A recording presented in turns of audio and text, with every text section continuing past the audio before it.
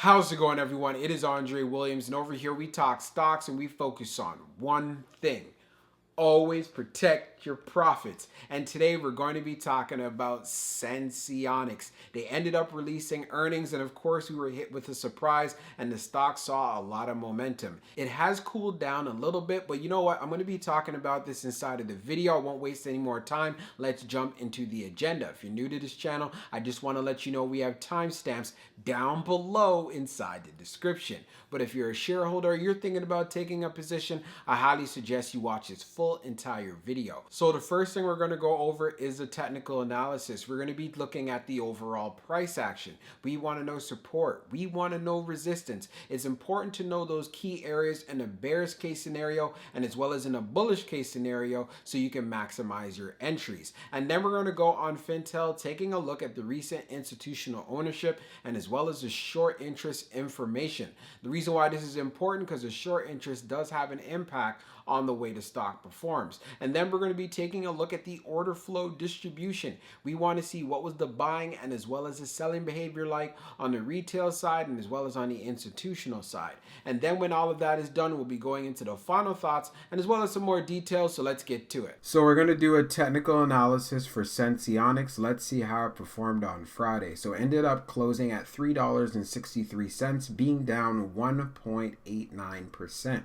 On the low, it tested $3.61, and then on the high, testing $3.72. When we take a look at the volume stats on the day, you can see we traded at 7.644 million shares, and then for the average volume over 10 trading days being at 11.401 million shares. So we did have below average volume on the day, and we ended up seeing some pressure on the stock. Now, when we take a look at our chart, which is a daily chart, you can see from the RSI down below, it is right around 50.86. So it's right there in the middle. And then when we take a look at the moving averages here on our chart, we have strength above the 200-day, the 100-day, the 50-day, and yes, we just closed below the 21-day EMA. It's at $3.65, and we closed at $3.63. So what I'd want to see, if SENS does decide to pull back even further, as you can see, I would want to see some strength off of the 50-day here, right at $3.58. If we end up breaking through this level, then of course I'm going to be looking forward to seeing some strength right here off the 100-day at $3.45. And you could see in the past we have broken through the 100-day, but we do tend to recover very well. So as far as for the low is concerned, if we did have a strong pullback, I'll be looking to see some strength off of the 330 range. In the bullish case scenario now, we ended up testing a high of $3.72. So what I'd want to look forward to is us making a move going back to around $3.90. You can see this is a clear area of resistance, but if we are able to pass it, then we can look forward to going to $4. $4 is a psychological area. We see a lot of selling pressure in this area, and there's many people who look to exit out of their positions. But if we end up having the volume coming into the play, then no doubt in my mind we should be able to get past it. Also, getting that FDA approval, I would not be shocked if we're able to actually surpass 52-week highs here at $5.56, and who knows, actually make a test going to the $6 range. So with all of that said, let's see how Senseonics performs for the coming week. But for the most part, we are looking really good. We're seeing increasing levels of support, and we have a solid uptrend that we have been continuing. So we're going to take a look at the recent institutional ownership and short interest information for Senseonics. So scrolling down on the page, green rows indicate new positions while red rows indicate closed positions. So what we could see here, November the 12th was a busy day in regards to filings. Wow. So let's get through it. So we have Pictic Asset Management SA that purchased 20,964 shares. We also have Johnson & Johnson that purchased 54,621 shares. We have closed position, which are calls by K2 Principal and as well as Credit Suisse. We also have JP Morgan with the closed position. We also have Frontier Wealth Management LLC that purchased 20,050 shares, and we have Macquarie Group Ltd that purchased just over 7,000. We also have Caption Management that went in with a call position. We also have Jump Financial LLC that purchased 243,800 shares. And that is pretty much it for November the 12th. And we also have some institutions with closed positions. So now when we take a look at the short interest, the dark pool short volume ratio is at 49.94%. And then for the dark pool short volume, it is at 1.8 million shares. Scrolling down further on the page, the short shares availability is at 1.3 million, updated 24 minutes ago. And then for the short borrow fee rate, it is at 1.22%.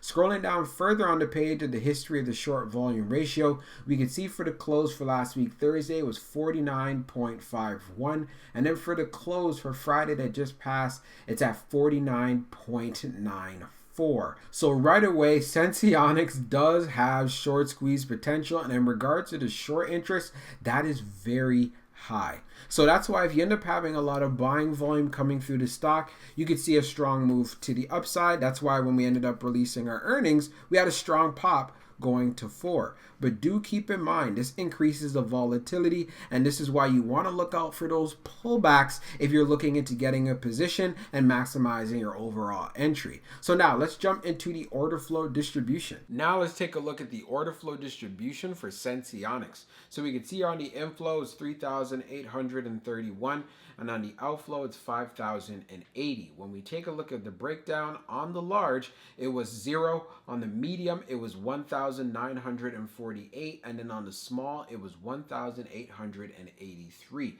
When we take a look at the outflow side on the large, it was 0 as well. On the medium, it was 2,984, and then on the small, we had 2,096. When we take a look at the large scale orders in the last 5 days, you can see zeros down the board. So we did have an outflow day overall in general, but when we take a look at the breakdown even further, we could see that we had a lot of selling on the retail side because we had more selling than we had buying.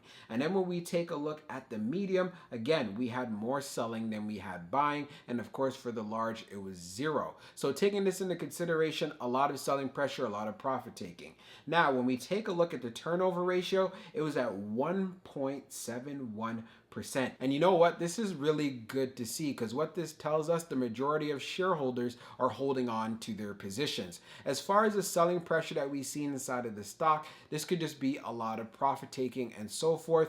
But at the end of the day, it is not too bad. And the turnover is something to be proud of if you are a shareholder. So now let's jump into the final thoughts and we'll go over some more details as well. So for my final thoughts for Senseonics, we have some strong resistance at that $4 level.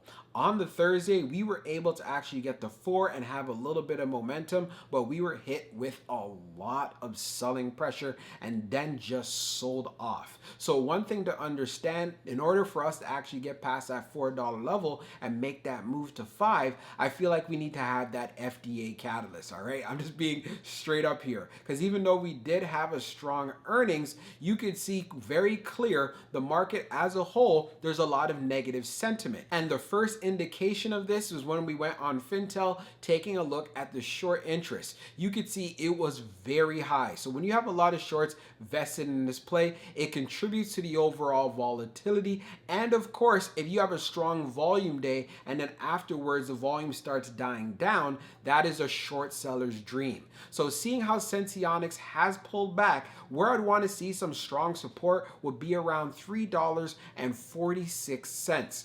We know it closed at around $3.63. So if it could go down to $3.46 and then bounce and make that move back going into 4, that would be the most ideal scenario, especially for anyone looking for a pullback to maximize their entry.